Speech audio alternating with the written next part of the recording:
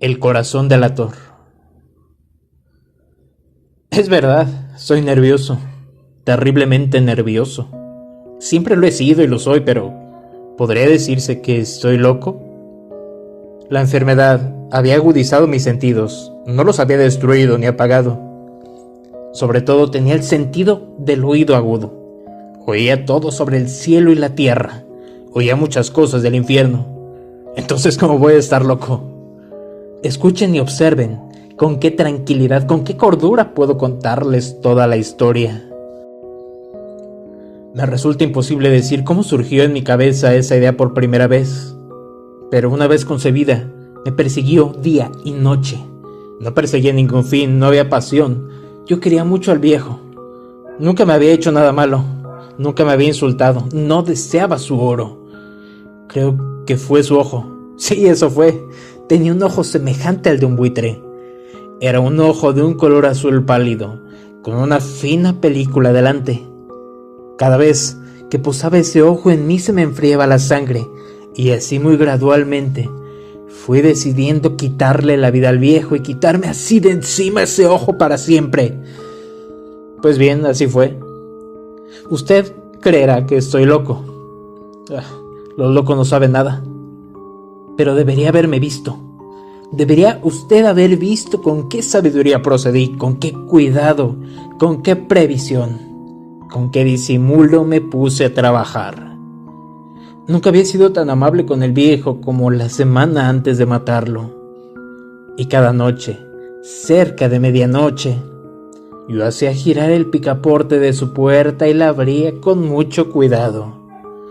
Y después, cuando la había abierto lo suficiente para pasar la cabeza, levantaba una linterna cerrada, completamente cerrada, de modo que no se viera ninguna luz, y tras ella pasaba la cabeza.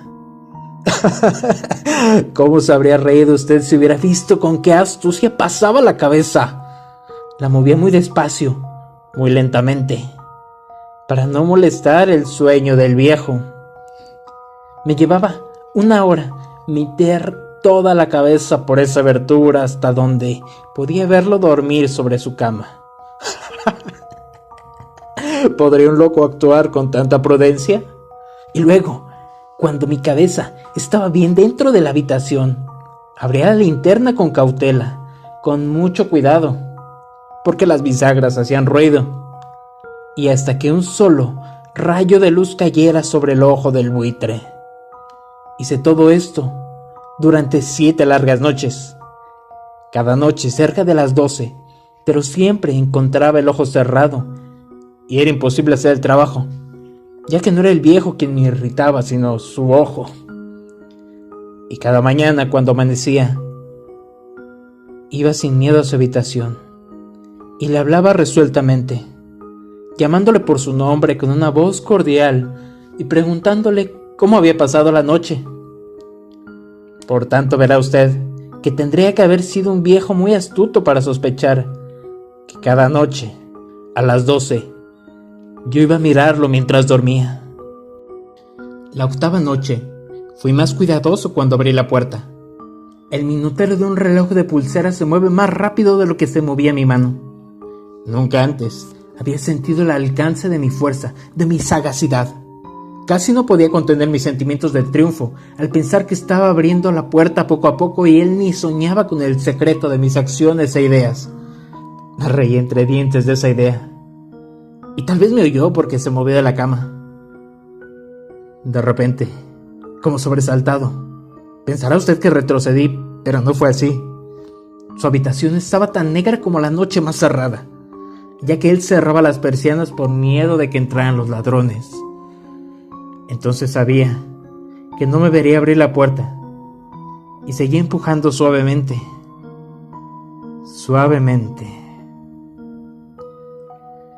Ya había introducido la cabeza y estaba para abrir la linterna cuando mi pulgar resbaló con el cierre metálico y viejo que se incorporó en la cama gritando: ¿Quién anda ahí? Me quedé quieto y no dije nada. Durante 1 hora entera no moví ni un músculo, y mientras tanto, no oí que volviera a acostarse en la cama. Aún estaba sentado, escuchando, como lo había hecho yo mismo, noche tras noche, escuchando los relojes de la muerte en la pared. Oí de pronto un quejido y supe que era el quejido del terror mortal. No era un quejido de dolor o tristeza, no. Era el sonido ahogado que brota del fondo del alma cuando el espanto la sobrecoge. Yo conocía perfectamente ese sonido. Muchas veces, justo a la medianoche, cuando todo el mundo dormía, surgió de mi pecho, profundizando con su temible eco los terrores que me enloquecían.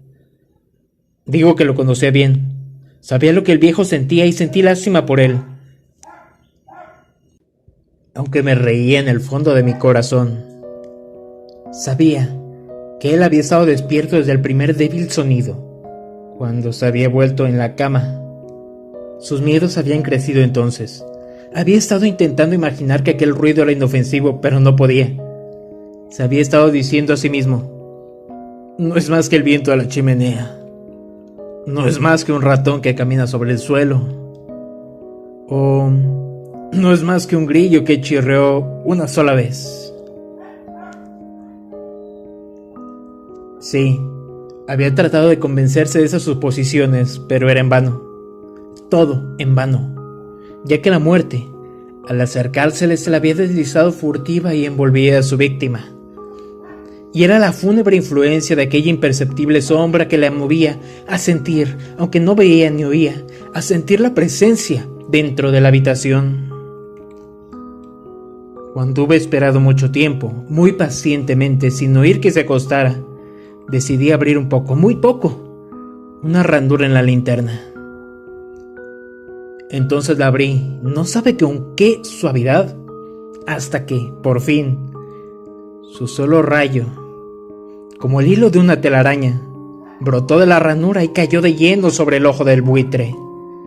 Estaba abierto, bien abierto, y me enfurecí mientras lo miraba.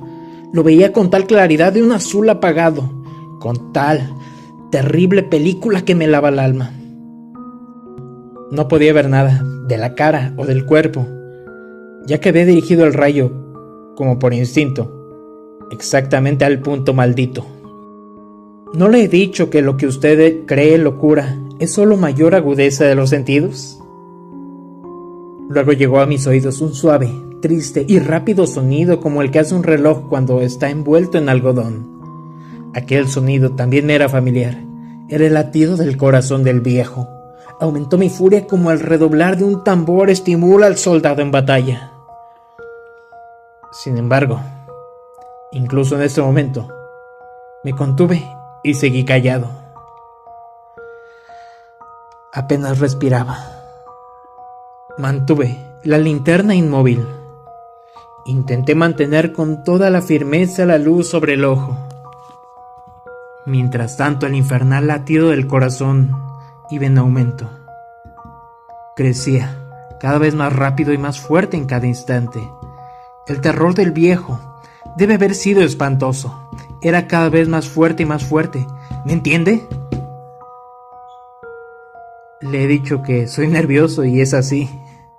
Pues bien, en la hora muerta de la noche, entre el atroz silencio de la antigua casa, un ruido tan extraño me excitaba con un terror incontrolable. Sin embargo, por unos minutos más me contuve y me quedé quieto, pero el latido era cada vez más fuerte, más fuerte. Creí que aquel corazón iba a explotar, y se apoderó de mí una nueva ansiedad. Los vecinos podrían escuchar el latido del corazón. Al viejo le había llegado la hora. Con un fuerte grito, abrí la linterna y me precipité en su habitación. El viejo clamó una vez, solo una vez.